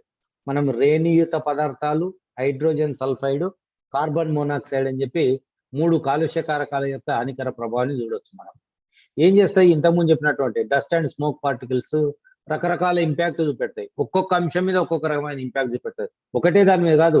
Some one shows impact on only something, but some shows impact in all things, in various things. For example these dust and smoke particulars లేదా particulate matter అంటే రేణువులు ఉండేటటువంటి ఈ పదార్థాలకు సంబంధించిన ఏం జరుగుతుంది? So if it spoils our class. ఒకవేళ బట్టలకు మీద అది చర్య జరిపితే ఏమవుతుంది? మన బట్టలని తొందరగా పాడైపోతాయి. రెడ్యూస్ విజిబిలిటీ, ఈ చూడడము దాన్ని మొత్తము తగ్గించేస్తాయి. అండ్ దెన్ బిల్డింగ్స్ ఆల్సో, ఆ భవనాలకు అంతా ఇదవుతుంది. ఏదో అడ్వర్టైజ్మెంట్ చూసింటారు మీరు, ఏదో భవనానికి ఏదో కప్పినము అని చెప్పి ఏదో పెయింటింగ్ లోపల చూపెడతారు. సో ఇట్లా దుమ్ము లేకుండా దుమ్ము పట్టని పెయింటింగ్ అని చెప్పి అంటారు కదా. దుమ్ము అంటే పర్టికులేట్ మ్యాటర్. సో ఈ పర్టికులేట్ మ్యాటర్ అనేది క్లాస్ కానీ మన విజిబిలిటీ మీద కానీ బిల్డింగ్స్ మీద కానీ dust and smoke it shows impact. And then ఒకవేళ ఈ డస్ట్ అనేది ఆకుల మీద పేరుకోపోయింది అనుకోండి, చెట్ల పైన ఉన్నటువంటి ఆకుల మీద పేరుకోండి, ఆకులు చేసేటటువంటి ప్రధానమైనటువంటి పని ఇస్ ద ఫోటోసింథసిస్. కిరణజన్య సంయోక్రియం జరుగుతాయి. కిరణజన్య సంయోక్రియ ద్వారా ముఖ్యం ఏం చేస్తా అంటే ఆహార పదార్థాలను తయారు చేసుకుంటుంది. ఆ ఆహార పదార్థాల ద్వారానే మనం వాటిని భుజించి మనం కానీ ఎనిమల్స్ కానీ బతుకుతున్నాయి. Even we are getting the oxygen also. ఆ కిరణజన్య సంయోక్రియ ద్వారానే వీఆర్ గెటింగ్ ఆక్సిజన్. ఆక్సిజన్ వస్తుంది from the photosynthesis process. So when the leaves are covered with the dust, the transpiration or the photosynthesis will be reduced or closed. So photosynthesis process close అయితుందంటే ఆ మొక్కకు కూడా ఆహారం అందదు, అది weaken అయితే చనిపోతుంది. So ఎప్పటికీ మనము ఆకుల మీద ఏమైనా డస్ట్ ఉందంటే నీళ్ళతో కొడుతుందంటే మళ్ళీ ఫ్రెష్ అప్ అవుతుంది. అందుకే రోడ్ల పక్కన ఉన్నాయి చూడండి, కొంచెం ఎండిపోయినట్లు అయిపోతుంటాయి. మళ్ళీ వర్షం పడ్డదనుకోండి ఆ డస్ట్ అంతా పోయి మళ్ళీ ఫ్రీ అవుతుంది. స్టొమాటా ఈజ్ దేర్, పత్రరంధ్రాలు ఉంటాయి. ఈ పత్రరంధ్రాల ద్వారానే ఈ ఫోటోసింథసిస్ ప్రాసెస్ సంబంధించినటువంటి కాంపోనెంట్స్ ఎంటర్ అవుతాయి దాని లోపలికి, అంటే కార్బన్ డైఆక్సైడ్ లాంటివి. And then you know about the transpiration. The excess water which is taken by the plant, they will live with the stomata, that is called as the transpiration. మొక్క ఎక్కువ నీళ్లను తీసుకున్న నీళ్ళ లోపల ఎక్కువైన నీళ్లను ఎప్పటికీ పత్రరంధ్రాల ద్వారా బయటకు వదిలిపెడతారు. దాన్ని బాష్పోత్సేకం అంటాం, తెలుగులో బాష్పోత్సేకం అంటాం. Transpiration is also very useful. ఎక్కడెక్కడైతే మొక్కలు బాగా ట్రాన్స్పిరేషన్ చేస్తాయో అక్కడంతా చల్లగా ఉంటుంది వాతావరణం. మొక్కలు ఉన్నతో చల్లగా ఉంది అంటాం, నీడ గురించి కాదు, వాతావరణం చల్లగా ఉంది అంటాం కదా, దాన్ని అదే కారణం. సో డస్ట్ స్మోక్ అనే పార్టికల్స్ మన బట్టల మీద పడితే, బిల్డింగ్ల మీద పడితే ఎట్లా ప్రాబ్లమో, ఇవి ప్లాంట్స్ పైన, ప్లాంట్ లీవ్స్ పైన పడితే కూడా అటువంటి సమస్యనే వస్తుంది. ఈవెన్ హ్యూమన్స్, బ్రాంకైటిస్, ఆస్తమా లాంటి వ్యాధులు వస్తాయి. These are all respiratory related diseases. So అవి పీల్చుకోవడం వల్ల, దుమ్మును పీల్చుకోవడం వల్ల, పొగను పీల్చుకోవడం వల్ల ఆస్తమా వ్యాధి వస్తుంది. ఎప్పటికీ తగ్గుతూ ఉంటారు. ఏమాత్రం వెదర్ చేంజ్ అయినా కూడా వాళ్ళకి ప్రాబ్లమ్స్ వస్తుంటాయి. So these diseases will be caused with a particulate matter. So automobiles ఉంటాయి. ఆటోమొబైల్ లోపల వచ్చేటువంటి లెడ్ ఆక్సైడ్ లాంటివి. ఆటోమొబైల్ అంటే ఇప్పుడు మనం 2 వీలర్స్ 4 వీలర్స్ సంబంధించి ఉండేటటువంటి అన్ని మెటీరియల్. సో దానివల్ల కూడా మనకు ఎనిమియా, ఇట్లా some of the brain damage, ఇవన్నీ కూడా అక్కడ నుంచి వచ్చేటటువంటి డస్ట్ ఏదైతే వస్తుందో, ఆ ఇండస్ట్రీల నుంచి వచ్చేటటువంటి డస్ట్ ఏదైతాయో it leads to anaemia, brain damage కు దారితీస్తాయి. సో ఇవన్నీ కూడా అట్లీస్ట్ లాస్ట్ డెత్ కూడా దారి తీయచ్చు, చావు కూడా దారి తీయచ్చు, మరణానికి కూడా దారి తీయచ్చు. So these are about the dust are smoke particulars. And then mercury. ఒకవేళ మెర్క్యూరీ డస్ట్ అనేది వచ్చేదానికంటే మినిమాటా అనే ఒక డిసీజ్ వస్తుంది. So it impacts on the nervous system. అది నాడీ వ్యవస్థ మీద పనిచేస్తుంది, అది కూడా మరణానికి దారితీసే అవకాశం ఉంటుంది. సో ఈ డస్ట్ పర్టికులర్స్, స్మోక్ పార్టికల్స్ అంటే మనం ఏమనుకుంటే చాలా చిన్నదిలే అని అనుకుంటాం, కానీ in long run they shows much impact on the human body, not only human body, in all environment aspects. And then we go to the hydrogen sulphide. Hydrogen sulphide ఉంటుంది. So it gives hydrogen sulphide మనం ఈజీగా గుర్తుపట్టవచ్చు. Even you see in your lab also rotten eggs smell వస్తుంది, కుళ్ళిపోయిన కోడిగుడ్ల వాసన వస్తుంది. Hydrogen sulphide ఎక్కడన్నా ఉందంటే చాలు దాంతో మనం గుర్తుపట్టవచ్చు. జనరల్గా ఇది ఏం చేస్తా అంటే సిల్వర్ ఆబ్జెక్ట్స్ అంతా కూడా నల్లగా మారిపోయేటట్లు చేస్తుంది. ఎక్కడైనా సిల్వర్ ఆబ్జెక్ట్స్ ఉంటే సిల్వర్ అంటే వెండి వస్తువులు ఏమైనా ఉంటే అవన్నీ నల్లగా మారిపోతాయి. పెయింటింగ్స్ కానీ లేకపోతే అంటే పెయింట్స్ కానీ ఇవన్నీ కూడా they becomes as black. Hydrogen sulphide ఉన్న it is a pollutant which causes blackness on the silver and paintings and paints. So వీటన్నిటిని అది పాడు చేసే ప్రయత్నం అనేది చేస్తుంది. And then last one in this is the carbon monoxide. Is a poisonous gas. Carbon monoxide అనేది చాలా poisonous gas when compared with the carbon dioxide. CO2 అంటాం, CO అంటాం కదా, మోనాక్సైడ్ ఒకటే ఆక్సిజన్ ఉంటుంది. ఈ carbon monoxide when compared with the CO2 it is the more poisonous gas, more poisonous, very toxic. It combines with the hemoglobin, it becomes as the carboxy hemoglobin. అంటే మీకు 8th లో లేకపోవచ్చు కానీ 9th అట్లా ముందల వచ్చేస్తుంది. Our blood is in red colour because of the haemoglobin. Haemoglobin అనే ఒక కాంపోనెంట్ ఉండడం వల్ల మన రక్తం ఎర్రగా ఉంటుంది. సో ఈ హిమోగ్లోబిన్ తోటి కార్బన్ మోనాక్సైడ్ ఒకవేళ కలిసింది అనుకోండి, it becomes as the carboxy haemoglobin. ఈ కార్బాక్సీ హిమోగ్లోబిన్ అయితేనంటే సరిగా ఆక్సిజన్ అందకపోవడం వల్ల రెస్పిరేటరీ ప్రాబ్లమ్స్ వస్తాయి. సఫకేషన్ కు గురి అవుతాం. మనం గాలి ఆడతలేదు, ఊపిరి ఆడతలేదు అంటారు కదా, ఆ గాలి ఆడకపోవడము, ఊపిరి ఆడకపోవడాన్ని మనం సఫకేషన్ అని అంటాం. So how much amount of oxygen required in the air, that much amount of oxygen is not present, we will leads to the suffocation. అంటే ఒక గాలి లోపల ఎంత ఆక్సిజన్ ఉండాలనో అంత ఆక్సిజన్ లేకుండా మనకు తగినంత లేకపోతుందంటే అది లీడ్స్ టు ద సఫకేషన్. అంటే హిమోగ్లోబిన్ లోపల కార్బన్ డైఆక్సైడ్ తోటి ఇంటరాక్ట్ అయ్యి కార్బాక్సీ హిమోగ్లోబిన్ కావడం వల్ల ఈ సమస్య వస్తుంది. ఏదో తాత్కాలికంగా కొంచెం అయితే కానీ లాంగ్ రన్ లో ఉంటే చాలా హెల్త్ హజార్డస్ ప్రాబ్లమ్స్ అనేది దీనివల్ల వస్తాయి. సో ఈ ఎయిర్ పొల్యూషన్ వల్ల మనకు మొత్తానికి ఏమేమి సమస్యలు వస్తాయి ఏంటంటే ఓజోన్ పొర క్షీణిస్తుంది. మనం చెప్పినాం క్లోరోఫ్లోరో కార్బన్స్ వల్ల హరితగృహ ప్రభావం అనేది జరుగుతుంది. Call it the greenhouse effects. Troposphere అనే ఒక లేయర్ ఉంటుంది మన భూమి పైన. So some of the protects these are things. కొన్ని వాయువుల నుంచి అవన్నీ కూడా సమస్య అవుతుంది. అండ్ దెన్ గ్లోబల్ వార్మింగ్ అవుతుంది, భూమి బాగా వేడెక్కుతుంది. And then will cause also acid rains. మీరు యాసిడ్ రైన్స్ గురించి మీరు 7th క్లాస్ 2nd లెసన్ లోపల చదివి ఉంటారు. యాసిడ్స్ అండ్ బేసెస్ దాని దగ్గర ఇటువంటి అంటే వానకు ఇటువంటి పొల్యూటెంట్స్ కలవడం వల్ల the train becomes the acid rains. అంటే ఈ సల్ఫర్ కానీ దానికి సంబంధించిన కొన్ని నీటితోటి కలవడం వల్ల అవి యాసిడ్ రైన్స్ గా మారుతాయి. సో ఈ రకమైనటువంటి ప్రాబ్లమ్స్ అన్ని కూడా మనకు ఎయిర్ పొల్యూషన్ ద్వారా వస్తాయి. సో అవి కంట్రోల్ ద ఎయిర్ పొల్యూషన్. ఏమేం చేసి మనం కంట్రోల్ చేయగలుగుతాం, ఎట్లా కంట్రోల్ చేసే మెకానిజమ్స్ ఏమేమి ఉన్నాయి అనే దాని గురించి కూడా మనం తెలుసుకుందాం. సో తెలుగులో నేను దీన్ని ఏం చేయలేదు, we will see explain in Telugu. Tall chimneys should be installed in factories. Factory లోపల కానీ ఇండస్ట్రీస్ లోపల కానీ పెద్ద చిమ్నీలను ఏర్పాటు చేయాలి. మీరు చూసింటారు అసలు ఫ్యాక్టరీకి ఏమైనా గుర్తు పెడితే పెద్ద చిమ్నీ వేసింటారు, పొగ వస్తుంటుంది చూడండి. ఇట్లా ఏ ఫ్యాక్టరీకి అయినా కూడా ఒక ఫ్యాక్టరీ ఫిగర్ ఇచ్చినాడంటే ఆ ఫ్యాక్టరీ దగ్గర ఇండికేషన్ ఏంటంటే పొగ రావడమే. సో అటువంటి పెద్ద చిమ్నీలు ఏర్పాటు చేయాలి. ఆ పెద్ద చిమ్నీలు ఏర్పాటు చేయడం వల్ల ఈ పక్కన సాయిల్ మన ల్యాండ్ కు భూమికి దగ్గర ఉన్నటువంటి ఏరియాలో ఉన్నటువంటి ఎయిర్ పొల్యూట్ కాకుండా ఉండే అవకాశం అనేది ఉంటుంది. సో అది కూడా కరెక్ట్ కాదు, కానీ ఉన్నంత లోపల టాల్ చిమ్నీస్ ఆర్ బెస్ట్. కాబట్టి టాల్ చిమ్నీస్ అనేది ఏర్పాటు చేయాలి. అండ్ దెన్ ఒక ఏదైనా ఫ్యూయల్ బర్నింగ్ మెకానిజం ఎక్కడున్నా సరే, బండిలో కానీ ఇంకో దగ్గర కానీ ఎనీ ఫ్యూయల్ వాడేటప్పుడు కంప్లీట్ గా ఫ్యూయల్ బర్నింగ్ చేసేటటువంటి ఎక్విప్మెంట్ వాడాలి. Full burning equipment should be used to burn fuel completely. మీరు ఎక్కడైనా మంట పెట్టుకున్నారు అనుకోండి, పొగ ఏమంటారు, మంట ఆరిపోయినట్టుంది పొగ వస్తుంది అని అంటారు. మంట వస్తుంది అంటే పొగ రాదు, మంట రాకపోతే పొగ వస్తుంది. అందుకే ఊదమని అంటారు. ఊదినంటే పొగ తగ్గాలంటే ఊదండి అంటే మంట వస్తుంది. సో కంప్లీట్ బర్నింగ్ అనేది జరిగితే fuel you will get less air pollution.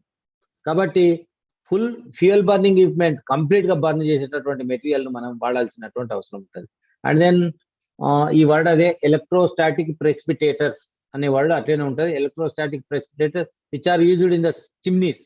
మనం చెప్పిన టాల్ చిమ్నీస్ పెడదామని, ఆ చిమ్నీస్ లోపలనే ఇది పెట్టవచ్చు. ఎలక్ట్రోస్టాటిక్ ప్రెసిపిటేటర్స్ ఏం చేస్తాయంటే ఆ సూట్ కానీ ఆ స్మోక్ కానీ అవెంట్లకు ఆ ఎలక్ట్రోస్టాటిక్ ప్రెసిపిటేటర్స్ అక్కడనే అతుకునేటట్లు చేస్తాయి. అంటే పైకి పోకుండా చేస్తే అక్కడనే అతుకునేటట్లు చేస్తాయి. అతుకున్న దాన్ని కలెక్ట్ చేసి ఓ దగ్గర చేసి మనం ఎక్కడైనా డంప్ చేసేయచ్చు, గాల్లో కలవకుండా చేయొచ్చు. సో ఎలక్ట్రోస్టాటిక్ ప్రెసిపిటేటర్స్ అనేటివి కూడా మనం చిమ్నీస్ లోపల ఏర్పాటు చేయాలి.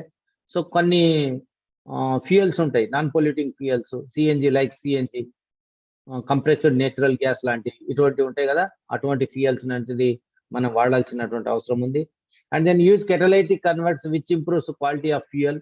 మనం ఏదైనా ఇంధనం వాడేటప్పుడు పెట్రోల్ కానీ డీజిల్ కానీ ఏవైనా కూడా మంచిగా పర్ఫెక్ట్గా కన్వర్ట్ చేసేటువంటి శక్తిని కన్వర్ట్ చేసేటటువంటి వాటిని మనము పర్ఫెక్ట్ క్వాలిటీ ఫ్యూయల్ను వాడడం వల్ల అది జరుగుతుంది.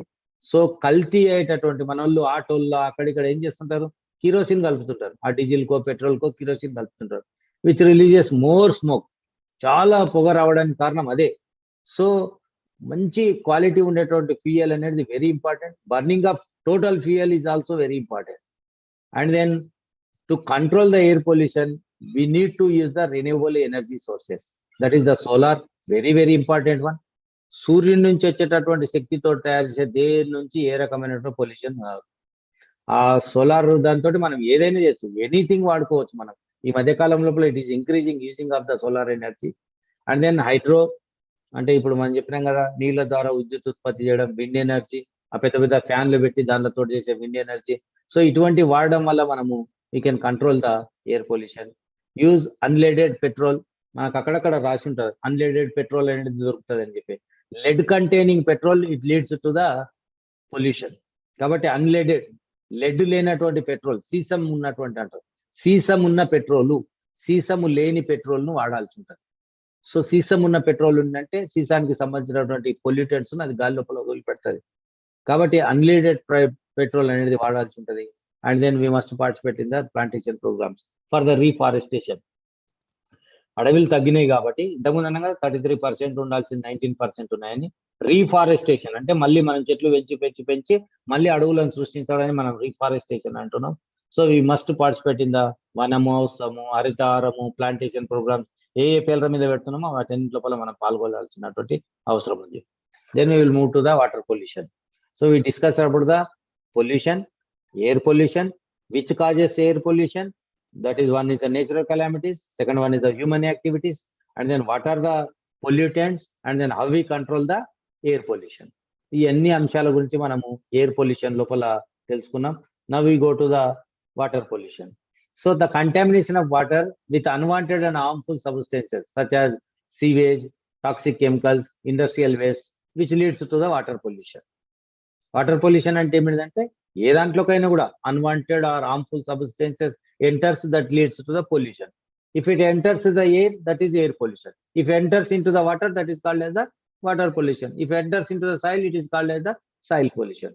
సో అన్వాంటెడ్ హార్మ్ఫుల్ సబ్స్టెన్సెస్ దేని లోపలికి ఎంటర్ అవుతాయో, హానికరమైనటువంటి పదార్థాలు మనం కోరుకోని అంశాలు ఏవైతే ఎంటర్ అవుతాయో వాటన్నిటిని మనం కాలుష్యం అని అంటాం.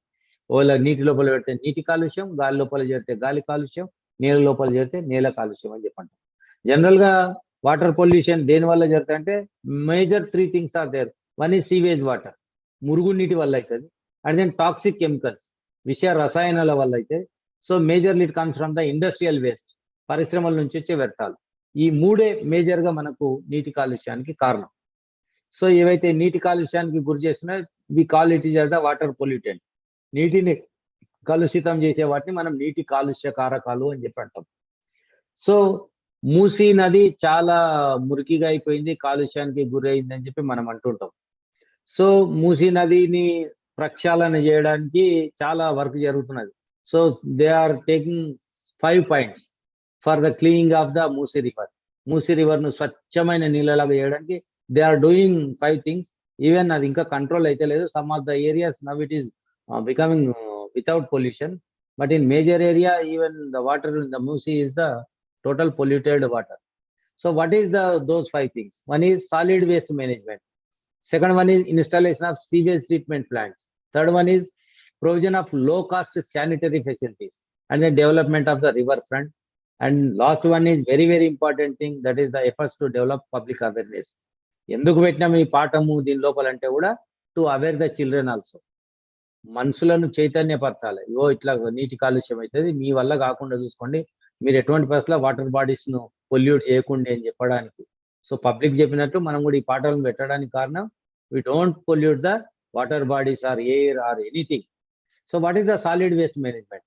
ఘన రూపంలో ఉన్నటువంటి వ్యర్థాలన్నింటినీ నిర్వహించడం. అంటే వాటర్ లోపల ఏమేమో సాలిడ్స్ వేస్తూ ఉంటాం, అన్ని సాలిడ్స్ ప్లాస్టిక్ వేయచ్చు, ఆ సామాన్ వేయచ్చు, ఈ సామాన్ వేయచ్చు, మన్ను వేయచ్చు, ఏమేమి వేస్తుంటాం అంతా. ఏదో కూడా వాటర్ లోపల కూడా సాలిడ్ వి వేయరాదు. ఏ ఘన రూపం ఉన్నటువంటి ఏ వస్తువు వేయరాదు. అది వాటర్ ఫ్లూయిడ్ రూపంలోనే ఉండాలి. ఏ రకమైన ఇవి ఉండరాదు. మన బాత్రూమ్ లో చూసిందా, అదేదో పెడతారు కదా, ఇంత చిన్న జాలీలాగా ఉండి ఏమి సాలిడ్స్ పోకుండా చూసుకుంటారు, ఓన్లీ ఫ్లూయిడ్స్ ఉండేటట్లా. మళ్ళీ బయటకు వచ్చిన తర్వాత ఆ మొర్రులు ఉంటాయి కదా, మొర్రులు అంతా చెత్త చెదరం వేస్తారు. తిన్న పండ్లు, తొక్కలు అవి ఇవన్నీ తీసుకొని పోయేస్తారు, దుమ్ము అదంతా వేస్తారు. సో అవన్నీ వేయరాదు. వాటర్ అంటే దాంట్ లోపల సీవేజ్ అంటే సీవేజ్ సంబంధించిన దాంట్లో ఓన్లీ వాటరే ఉండాలి, కానీ అట్లా వేయకూడదు అసలు. And then second one is the water ఏదైనా కలిసింది అనుకోండి, దాన్ని వాటర్ సీవేజ్ ట్రీట్మెంట్ ప్లాంట్స్ ఉన్నాయి. Now we are having so many sewage water plants. అసలు సిటీలో చాలా ఉన్నాయి. అంటే ఆ వచ్చిన వాటర్ ను అంత రీసైక్లింగ్ చేసి, న్యూట్రలైజ్ చేసి, అంతా చేసి మంచిగా చేసి వదిలిపెడతారు. ఈవెన్ నదిలో వదిలిపెట్టాలన్నా కూడా దాన్ని శుభ్రపరిచి వదిలిపెట్టాలి. కెమికల్స్ ఉంటాయి, అవి ఉంటాయి, ఇవి ఉంటాయి, పెస్టిసైడ్స్ సంబంధించిన వాటర్ ఉంటుంది, ఇంకా చాలా ఉంటాయి హార్మ్ఫుల్ కాంపోనెంట్స్ ఉన్న వాటర్ను ముందు ఏం చేస్తారు, వాటిని అంతా మొత్తం శుభ్రపరిచిన తర్వాత నీళ్ళ లోపలికి వదిలిపెడతారు. ఈ మురికి నీరును శుద్ధి చేసే ప్లాంట్లు కూడా ఉన్నాయి. సో మనకు మూసీ రివర్ తో పాటు ఈవెన్ హైదరాబాద్ లో కూడా ఈ సీవేజ్ వాటర్ ట్రీట్మెంట్ ప్లాంట్స్ అనేటివి ఉన్నాయి. సో అవి బాగా ఇంకా ఎక్కువ ఏర్పాటు చేయాలి. అండ్ దెన్ ప్రొవిజన్ ఆఫ్ లో కాస్ట్ శానిటరీ ఫెసిలిటీ. పారిశుద్ధ్యం అనేది చాలా బాగా ఉండాలి. అంటే మన ఇంటి నుంచి పెట్టేటప్పుడు వేస్ట్ మెటీరియల్ అనేది ఏది కూడా దాంట్లో పోకూడదు. హార్మ్ఫుల్ సబ్స్టెన్సెస్ ఏముండదు. హార్మ్ఫుల్ కాదు, అన్వాంటెడ్ సబ్స్టెన్సెస్ ఏది ఉండరాదు. ఫ్లూయిడ్ అంటే ఫ్లూయిడే ఉండాలి, వాటర్ అంటే వాటరే ఉండాలి, ఇంకా ఏ రకమైనటువంటి అంశాలు ఉండరాదు. And then development of river front. నదీ తీరం వెంబడి కూడా చెట్లు కానీ పొదలు కానీ బాగా పెంచాలి. పెంచడం వల్ల ఏమైనా పొల్యూటెంట్స్ ఉంటే అవన్నీ ఆ నదీ తీరానికి, ఆ బుషెస్ కు, పొదలకు, వాటన్నిటికీ తగులుకొని ఆగిపోతాయి. మొత్తం ఏరియా అంతా ఇది కాకుండా ఆగిపోతాయి. కాబట్టి నదీ తీరాన్ని డెవలప్ చేయడం చాలా ముఖ్యం. And then awareness is very important. Awareness కొరకే ఈ పాఠం అనేది పెట్టడం జరిగింది. ఈ పాఠం చేసిన తర్వాత అది చేయాలని చెప్పని ఆలోచన. సో ఇయర్ ఆల్సో మనం ఇంతకుముందు ఎయిర్ పొల్యూషన్ లో చదువుకున్నట్లు ప్రైమరీ పొల్యూటెంట్స్, సెకండరీ పొల్యూటెంట్స్ అని చదువుకున్నాం అక్కడ. సో ఇక్కడ కూడా రెండు రకాల సోర్సెస్ ఉంటాయి. One is definite sources, another one is non definite sources. Water pollution కు దారి తీసే sources two types. One is definite sources, second one is non definite sources. So definite sources comes from a single source. Definite source అంటే దేని నుంచి వస్తుందో మనకు బాగా తెలుస్తుంది. ఆ సోర్స్ కూడా ఒక సింగిల్ సోర్స్ అయ్యి ఉంటుంది. ఫర్ ఎగ్జాంపుల్ ఇండస్ట్రీస్ కానీ, ఫ్యాక్టరీస్ కానీ, సెప్టిక్ సిస్టమ్స్ కానీ, వేస్ట్ వాటర్ ట్రీట్మెంట్ ప్లాంట్స్ కానీ. అంటే చెప్పినా కదా, వేస్ట్ వాటర్ ట్రీట్మెంట్ ప్లాంట్స్ నుంచి కూడా మనం చేసిన తర్వాత మన బయటకు వస్తుంది ఆ ప్రాబ్లం, అదేమిటో పొల్యూటెంట్స్ సంబంధించింది. సో ఇవన్నీ కూడా సింగిల్ సోర్స్. అంటే ఏ సోర్స్ నుంచి వస్తుందో మనకు తెలుసు, ఆ సోర్స్ పేరు మనం చెప్పగలుగుతాం. But in non definite sources, small sources that combines which causes the pollution. అంటే ఎన్నెన్నో కలిసిపోయి ఉంటాయి, ఎక్కడెక్కడో కలిసి ఉంటుంది, ఏదో వచ్చి దేని మీద ఇంపాక్ట్ చూపెట్టి అది leads to the water pollution. అటువంటి వాటిని మనం ఏమంటామంటే నాన్ డెఫినెట్ సోర్సెస్ అని చెప్పంటాం. ఫర్ ఎగ్జాంపుల్ మనం రైతులు ఏం చేస్తారు, పంటలకు మందు కొడుతుంటారు. మందు కొడితే ఏమవుతుంది, అదంతా కూడా ఏమవుతుంది అంటే భూమి మీద పడుతుంది. ఆ భూమి మీద పడ్డది వర్షం పడ్డప్పుడు లేదా నీళ్లు పారబెట్టినప్పుడు అది పోయి వాటర్ బాడీస్ లో కలుస్తుంది. So this is the indefinite source. అంటే పర్ఫెక్ట్ గా చెప్పలేము మనం, ఏదో పని చేయనికపోతుందంటే ఇంకో దగ్గరికి ఇదైపోయే అవకాశం అనేది ఉంటుంది. సో ఈ రకంగా rain or irrigation water picks up pollutants such as fertilizers, herbicides, insecticides. This the best example. సాధారణంగా మందులు కొడుతుంటాము, ఆ భూమి మీద పడుతుంది లేదా మొక్కల మీద పడుతుంది. వర్షం వచ్చినప్పుడు అవన్నీ పోయి వర్షంలో కలుస్తాయి, అవంతా వాటర్ లో పోయి కలుస్తాయి. It leads to water pollution. These are called as the non definite sources. అగో ఈ ఏరియా లోపల వాటర్ పొల్యూట్ అయ్యింది అంటే దీనికి దీని వల్లనే అనే ఒక కారణం చెప్పలేము. Those are called as the non definite sources. We say definite sources directly, ఇగో ఈ ఫ్యాక్టరీ నుంచి వచ్చే వాటర్ వల్ల జరిగింది, it is as a definite source. కానీ డిఫరెంట్ సోర్సెస్ నుంచి ఒక దగ్గర పొల్యూషన్ ఏర్పడితే దాన్ని we call it is as the non definite sources. సో there are major two types of sources for the water pollution. One is definite sources, second one is the non-definite sources. And then what are the water pollutants? ఏ అంశాల ద్వారా ఎక్కువ జరుగుతుంది, pollutants ఏవేవి ఉంటాయి? The first one is the biodegradable waste. ఏవైతే నేలలో కలిసిపోతాయో ఆ నేలలో కలిసిపోయే దాని వల్ల ఇమీడియట్ గా వాటర్ అనేది కలుషితం అవుతుంది. నువ్వు ఒక గాజు వేసినావు అనుకో, ఒక మెటల్ వేసినావు అనుకో, అది తొందరగా నేలలో కలిసిపోదు. కాకపోతే సాయిల్ పొల్యూట్ అవుతుంది కానీ వాటర్ పొల్యూట్ కాదు. కానీ ఏదైతే నేలలో కలిసిపోతుంది అనుకోండి, అది ఇమీడియట్ గా it leads to water pollution. నేలలో కలిసిపోయే వాటితోటి తొందరగా పొల్యూషన్ అవుతుంది, నేలలో కలిసిపోని వాటితోటి లేటుగా అవుతుంది. సో ఈ బయోడిగ్రేడబుల్ వేస్ట్ ఏదైతే ఉందో అది నీళ్ళలో తొందరగా కలిసిపోతుంది కాబట్టి it leads to the water pollution. Main గా హ్యూమన్ అండ్ ఎనిమల్ వేస్ట్ అనేది బయోడిగ్రేడబుల్ వేస్ట్ కింద చాలా ప్రాబ్లమేటిక్. ఇది ఈ ఆర్గానిక్ కార్బన్ డైఆక్సైడ్ ఏం చేస్తా అంటే కార్బన్ డైఆక్సైడ్ కూడా మారుస్తా ఉంటుంది. అందుకే ఇప్పుడు ఎక్స్క్రేటా ఏదైనా కూడా అదన్నీ కూడా ఈ నీళ్ళలో కలిసిపోయే వ్యర్థాలంటివి కూడా it leads to water pollution. And then plant nutrients అంటే ఎక్కువ మీరు చెడిపోయిన బావులు కానీ చెరువులు కానీ చూసింటారు, విపరీతమైన మొక్కలు పెరుగుతాయి. ఎందుకు విపరీతమైన మొక్కలు పెరుగుతాయి అంటే they are having the so many minerals. ఇప్పుడు మొక్కలు పెరగడానికి బాగా ఎరువులు వేస్తాం కదా, మినరల్స్ వేస్తాం కదా, ఆ నీళ్ళ లోపల అటువంటి చెత్త చెదార మురికి నీరు అంతా పోయిపోయి బాగా మినరల్స్ వచ్చేసి అంతా నిండిపోయింటారు. సో ఈ న్యూట్రియంట్స్ ఎక్కువైపోయి they becomes to the excessive plant growth and depletion of oxygen. మొక్కలు బాగా పెరుగుతాయి. ఆ చెరువు నిండా కానీ ఆ బావి నిండా కానీ బాగా పెరిగిపోతాయి. పెరగడం వల్ల ఏమవుతుంది, ఆక్సిజన్ అనేది తక్కువైపోతుంది. That is called the eutrophication. ఈ పదం వెరీ ఇంపార్టెంట్ వర్డ్, యూట్రోఫికేషన్ అనేది. వాట్ ఈస్ యూట్రోఫికేషన్ మీన్స్ అంటే enrichment of water by nutrients which leads to excessive plant growth and depletion of oxygen. నీరు అనేది పోషకాల ద్వారా బాగా పోషకాలను కలిగి ఉండి మొక్కలు బాగా పెరగడం వల్ల ఆక్సిజన్ అనేది తక్కువ అవుతుంది.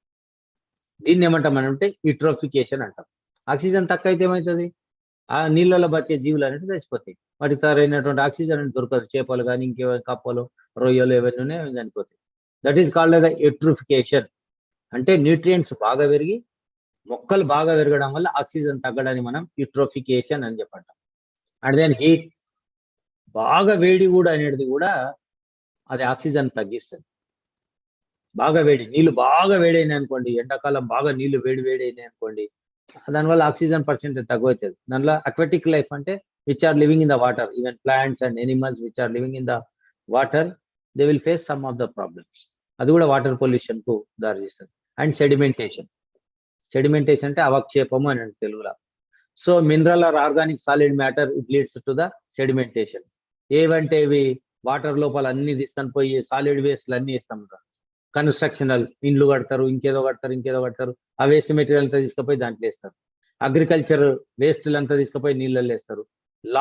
లాగింగ్ మీన్స్ నీరు నిల్వ ఉండడం, ఎక్కువ కాలం నిల్వ ఉండడాన్ని లాగింగ్ అంటారు. ఇప్పుడు వరి చేను లోపల నీళ్లు నిల్వ పెడతారు, వేరే చేనులకు పెట్టరు, కంది చేను వాటికి పారబెడతారు నీళ్ళు, కానీ వాటర్ లాగింగ్ చెయ్యరు. అట్లా water logging also leads to the water pollution. And flooding, వరదలు వస్తాయి. వరదలు వచ్చినప్పుడు కూడా మనకు అంత మట్టి బురద అంత పేరుకపోతుంది. ఇవన్నీ కూడా this leads to the sedimentation. ఈ సెడిమెంటేషన్ వల్ల కూడా వాటర్ బాడీస్ అన్ని కూడా పొల్యూట్ అవుతుంది. And then very hazardous and toxic chemicals, ప్రమాదకరంగా విషపూరితంగా ఉన్నటువంటి రసాయనాలు ఉంటాయి. దాని లోపల చాలా ఉంటాయి. మనం అవి ఏం చేస్తాయంటే ఇండస్ట్రియల్ వేస్ట్ లో నుంచి వచ్చే యాసిడ్ కానీ ఆల్కలైన్ కానీ క్షార స్వభావం ఉన్నాయి, ఆమ్ల స్వభావం ఉన్నాయి. ఈ మెటల్స్ ఏవైతే ఉన్నాయో లెడ్ కానీ క్యాడ్మియం, మెర్క్యూరీ, అర్సెనిక్, ఇవన్నీ కూడా రకరకాల ఇండస్ట్రీస్ లో వాడేటివి. ఇవన్నీ కూడా very very danger which enters in to the water bodies. ఏదైనా వాటర్ రిసోర్సెస్ లోపల ఇది ఎంటర్ అయితే మనం తాగకపోవచ్చు. చేపలు కానీ కప్పలు కానీ ఏవైనా animals which are living in the water, అవన్నీ కూడా ఎఫెక్ట్ చూపెట్టే అవకాశం ఉంటుంది. సో మనం కూడా వాడుతుంటాం ఇండ్లను కడిగేటటువంటి హౌస్ హోల్డ్ క్లీనర్స్ కానీ, డైస్ కానీ, పెయింట్స్ కానీ, ఇవన్నీ కూడా నీళ్ళలో కలిస్తే it leads to water pollution. ఇంట్లో ఏమేమో తీసి కడుగుతాం, అదంతా వాటర్లో కలుస్తుంది, it leads to water pollution. 1 drop of the మోటార్లో వాడే ఒక ఆయిల్ వేస్తే 25 liters వాటర్ అనేది స్పాయిల్ అయిపోతుంది. పెద్ద దాంట్లో కాదు కానీ దాంట్లో వేసిన చాలా అయిపోతుంది. సో మనం పెస్టిసైడ్స్ వాడుతుంటారు, తోటల్లో వాడుతుంటారు, ఇంట్లో ముందర గడ్డి పెంచుకుంటుంటారు, మొక్కలు పెంచుకుంటారు, వాటికి పెస్టిసైడ్స్ కొడుతుంటారు. అవి వచ్చే రోగాలు అని చెప్పాను. It also leads to the water pollution. And last one is the pharmaceuticals. Medicines తయారు చేసి లోషన్లు, సోప్లు, సబ్బులు, ఇవన్నీ కూడా మనం క్రీములు తయారు చేస్తాం, లోషన్స్, క్రీమ్స్, మెడిసిన్స్, ఇవన్నీ తయారు చేసే కర్మాగారాల నుంచి వాటర్ వాడతారు అన్నిట్లకు. ఆ వాటర్ అంతా వదిలిపెడతారు. లేదా వాటి నుంచి వచ్చేటువంటి సాలిడ్ వేస్ట్ అయినా కూడా వాటర్లో కలుస్తాయి. అవన్నీ కూడా it leads to water pollution. So these are the 6 things. ఇట్లా గుర్తుపెట్టుకున్నాలి మీరు. ఇంతకుముందు మనం 9 గుర్తుపెట్టుకున్నాం కదా, ఎయిర్ పొల్యూషన్కి ఏవేవి కారణం అని, ఫ్యూయల్స్, వెహికల్స్ నుంచి మైనింగ్ వరకు. అట్లా ఇక్కడ కూడా ఒక 5 గుర్తుపెట్టుకోవాలి. Biodegradable waste, plant nutrients, heat, sediment, hazardous and toxic chemicals and pharmaceuticals అని ఇట్లా గుర్తుపెట్టుకుంటుంటే మనం ఈజీగా ఎప్పుడైనా గుర్తుంటుంది. And then we are coming to end. చివరికి వచ్చేస్తున్నాం. ఏ విధంగా నీటి కాలుష్యాన్ని నియంత్రించవచ్చు, how to control or prevent అంటే ఈ toxic industrial waste should be treated chemically before discharging in water. ఏదైనా టాక్సిక్, ఏదైనా ఇండస్ట్రీ కానీ, ఏదైనా ఫ్యాక్టరీ కానీ నుంచి వచ్చే విషపూరితమైనటువంటి అంశాలను వాటర్లో కలిపే ముందు, సాధారణంగా వాటర్లో కలుపుతారు, భూమి లోపల కలుపుతారు. భూమి లోపల వర్షం కానీ ఇంకేదైనా వాటర్ బాడీ కలిస్తే మళ్ళీ వాటర్లో కలుస్తుంది. కాబట్టి కలిపే ముందల వాటిని ఖచ్చితంగా ట్రీటెడ్ కెమికల్స్ తోటి ట్రీట్ చేసి న్యూట్రలైజ్ చేస్తారు. న్యూట్రలైజ్ చేసే ప్రాసెస్ తప్పకుండా చేయాలి. సో అట్లనే sewage water direct రివర్లోకి ఓనియరాదు.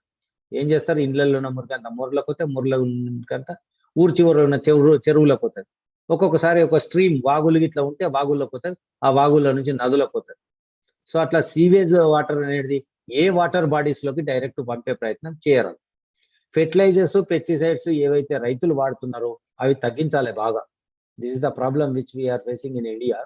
Excessive usage of fertilizers and pesticides that should be avoided. And then use of synthetic detergents also minimized. Synthetic detergents, సబ్బులు అవి మనం బాగా వాడుతుంటాం. ఈవెన్ ఇండస్ట్రీస్ కూడా ఉన్నాయి, బట్టల తయారీ ఇండస్ట్రీస్ ఉన్నాయి. అవన్నీ కూడా మనం తగ్గించే ప్రయత్నం అనేది చేయాలి.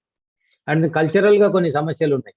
అంటే చనిపోయిన శవాలను కూడా వేస్తూ ఉంటారు, ఏదో పుణ్యం వస్తుంది అని చెప్పని. ఇక్కడ కాశీలో, వారణాసిలో అట్లా జరుగుతుంటుంది. సగం సగం గాలిన శవాలను దొబ్బేస్తుంటారు నీళ్ళ లోపల. గతంలో ఒక 10-20 సంవత్సరాల క్రితం అయితే మీరు గంగానగర్ ఇట్లా స్నానం చేస్తే పక్కలకి వెళ్ళి శవాలు పోయేటివి. ఇప్పుడు బాగా కంట్రోల్కి వచ్చింది అనుకోండి. సో అట్లా డెడ్ బాడీస్ అనేటువంటి రివర్స్ లోపల తోసేయడం అది సరైనటువంటి కాదు. And then excreta and other garbage should be treated. అంటే ఇప్పుడు పశువుల పెండ అది ఇదంతా ఎరువులుగా ఉపయోగిస్తారు, బయోగ్యాస్ కూడా తయారు చేయొచ్చు. So every excreta will be used. నిజంగా ఉపయోగపడుతుంది, కానీ దాన్ని ఉపయోగించుకునేటట్టుగా మనం చేయాల్సినటువంటి అవసరం ఉంది. All water sources and bodies will be purified. బావి ఉండొచ్చు, కుంట ఉండొచ్చు, చెరువు ఉండొచ్చు, నది ఉండొచ్చు, వాగు ఉండొచ్చు, అవన్నీ కూడా ప్యూర్గా ఉండేటట్టు చూసుకోవాలి. ఏది కలవకుండా చూసుకోవాలి. అండ్ దెన్ ఇంతకుముందే మనం చెప్పుకున్నట్ల అండ్ దెన్ రివర్ బ్యాంక్స్ అనేటివి బాగా డెవలప్ చేయాలని చెప్పి అనుకున్నా. Banks of the rivers. So trees and shrubs should be planted. Trees అని పడుతుంది. Trees and shrubs should be planted along the banks of the rivers. And then general awareness among the masses required. ప్రజల లోపల చైతన్యం కావాలి. అది air pollution పైన, water pollution పైన, any pollution need the awareness among the masses. Why? For that reason only these are introduced in the textbook. Okay, and then last one, for the pollution there is one remedy is there, that is the 4 R's. What are the 4 R's? One is reduce, reuse, recycle and recover. 4 R's, 3 R's, 5 R's అని ఉన్నాయి కానీ but we say it is just the 4 R's. 4 R'లే ప్రామాణికము. Reduce, reuse, recycle, recover. Reduce అంటే బాగా తగ్గించడం, ఏదైనా నీ వాడడం అనేది తక్కువ వాడాలి, అనవసరంగా వాడకూడదు. రీయూజ్, వాడిందే మళ్ళీ వాడాలి. ఒక ప్లాస్టిక్ కవర్ తెస్తారు కదా, ఆ ప్లాస్టిక్ కవర్ మళ్ళీ వాడాలి. Not only plastic cover, your bag, your book, your notebook, your pen, ఉత్తానే అయిపోకముందే దాని పేజీ చించేస్తారు. దానివల్ల ఏంటంటే ట్రీస్, చెట్లను నరికేస్తారు, దానివల్ల సమస్య అవుతుంది. రెడ్యూస్, బాగా తక్కువ వాడాలి, అవసరమైనంత మేర వాడాలి. అండ్ దెన్ రీసైకిల్, అంటే కొన్ని మెటీరియల్ మళ్ళీ రీసైకిల్ చేయొచ్చు. రీసైకిల్డ్ పేపర్, మీరు 6th లెసన్ లోపల చూసింటారు రీసైకిల్డ్ పేపర్ ఎట్లా తయారు చేస్తారు. దాంతో మనం కాటన్ బాక్సులు అవన్నీ తయారు చేస్తారు, మీరు కూడా చేయొచ్చు. అండ్ దెన్ ఈవెన్ కొంతమంది ఇట్లా ప్లాస్టిక్ అన్ని కలెక్ట్ చేయడం మీరు చూసింటారు, అవన్నీ తీసుకుపోయి మళ్ళీ రీసైకిల్ చేస్తారు. పేపర్లు చేయొచ్చు, ప్లాస్టిక్ మెటీరియల్ కొంత చేయొచ్చు. So that is the recycle చేయాల్సినటువంటి అవసరం ఉంది. అండ్ దెన్ రికవర్, కొన్నిట్లను తిరిగి ఏర్పాటు చేసే అవకాశం ఉంటుంది, వాటిని రికవర్ చేయాలి. ఉదాహరణకు 10 చెట్లు కొట్టేసింది అనుకోండి, నో ప్రాబ్లం, అవసరానికి కొట్టుకున్నారు కదా, యూ ప్లాంట్ 100 ట్రీస్. 10 కొట్టేసింది కాబట్టి ఒక 100 మొక్కలు పెట్టాలి, దానికి డబుల్, త్రిబుల్ మొక్కలు పెట్టాల్సినటువంటి with that we will recover. ఆ ఏరియాను మళ్ళీ మనం రికవర్ చేసే అవకాశం అనేది ఉంటుంది. So these are the 4 R's, reduce, reuse, recycle and recover. ఇట్లా పదాలు పెట్టుకున్నాలా. దీంట్లో ఏది 4 R'లో కానిది ఏది, ఇట్లా వస్తుంటాయి క్వశ్చన్స్ అనేటి, ఈ విధంగా వచ్చే అవకాశం అనేది ఉంటుంది. So these are the things about the పీల్చలేము, తాగలేము అనే పాఠానికి సంబంధించినటువంటి అంశాలు. సో నేను ఈ పాఠంలో ఉన్నటువంటి అన్ని కాన్సెప్ట్స్ను ఫుల్ఫిల్గా చెప్పినట్లనే అని అనుకుంటున్నా. సో ఒకటి ఇది 2 క్లాసుల లోపల చెప్తే బాగుండేది. కానీ నేను అనుకున్న యాక్చువల్గా ఎయిర్ పొల్యూషన్ ఒకటి, వాటర్ పొల్యూషన్ 2 వేరువేరుగా చెప్తే బాగుంటుంది అనుకున్నా, కానీ ఇంకా కంప్లీట్ చేసేసిన. No problem. These are the concepts which will cover all those things. నేను చెప్పిన starting 12 key concepts. You read on the basis of these 12 concepts. అట్లా చదువుకొని కొన్ని పాయింట్స్ పెట్టుకొని ఇప్పుడు చెప్పిన పాయింట్ వైజ్ గా కావాలి. These are enough. మీరు ఇదే కాదు ఏ లెసన్ కూడా ఇట్లనే ప్లాన్ చేసుకుంటే ఇంకా ఈజీ అవకాశం అనేది ఉంటది. సో ఓకే, ఏమైనా క్వశ్చన్స్ ఉన్నాయా? ఏవో రాసినట్లున్నారు, కొంత హ్యాండ్ రైజ్ చేసినారు. నేను అప్పుడు ఆగలేదు, ఇక ఫ్లోలో అయిపోతుంది అని చెప్పి చెప్పినాను. ఇంకా ఏమున్నాయి? Transport depart 6 months okay answers ఉన్నాయి. TSRTC for fuel vehicle 6 months, 2 wheelers okay, దొదరాలు okay. Air pollution, parthenium is dangerous for nature. Yes, parthenium నుంచి చాలా ఆస్తమా అదంతా అన్ని అంశాలు వస్తాయి. Sir ask some questions. Okay, నేనేం క్వశ్చన్స్ అడగలేను కానీ so you prepare for the questions. ఎట్లా వస్తాయి క్వశ్చన్స్ అంటే, ఉదాహరణకు human actions and then natural calamities ఇస్తారు. Which one is not the natural calamity అని చెప్పి అడుగుతారు. సో 4 hours ఇస్తారు. Which one is not belongs to the 4 hours అని చెప్పి ఇటువంటి క్వశ్చన్స్ వస్తాయి. సో ప్యారలల్ క్వశ్చన్స్ కాకుండా జతపరిచేటివి కానీ కూడా, లేకపోతే అంటే identifying the sum of the sentences కానీ ఇవన్నీ కూడా వచ్చే అవకాశం ఉంటుంది. సో ఈ టైప్ ఆఫ్ స్టడీ చేయడం వల్ల మీకు అదంతా క్లియర్ అయ్యే అవకాశం ఉంటుంది. కాబట్టి అట్లా చూడండి. నేను వీలైతే క్వశ్చన్స్ ఏ రకంగా వస్తాయి అనేది కూడా నేను ఒకసారి ఒకసారి క్లాస్ వీలైతే తీసుకునే ప్రయత్నం చేస్తా. అంటే క్వశ్చన్స్ ఎట్లా కంపోజిషన్ చేస్తారు, దాన్ని మీరు ఎట్లా అడ్రస్ చేయాల్సి ఉంటుంది, ఒక లెసన్ ఎట్లా చదవాల్సి ఉంటుంది అనేది కూడా చెప్పే ప్రయత్నం కూడా చేస్తాను. So this is about the lesson. Okay okay sir. Bharat sir ఎవరు ఉన్నారు కదా, మేడం ఉన్నారా, ఎవరున్నారు sir? Yes sir, thank you sir. Class and okay, any questions పిల్లలు అడగగలుగుతారా? లేకపోతే ఎనీ క్వశ్చన్స్ వాళ్ళు చాట్ బాక్స్ లో రాస్తే మనం చెప్పేసేయచ్చు, లేదంటే నో ప్రాబ్లం తర్వాత అయినా ఇది చేసుకోవచ్చు. నో డౌట్స్ అంటున్నారు sir. Okay then we will close the session, sir. Okay sir, thank you sir. Okay sir.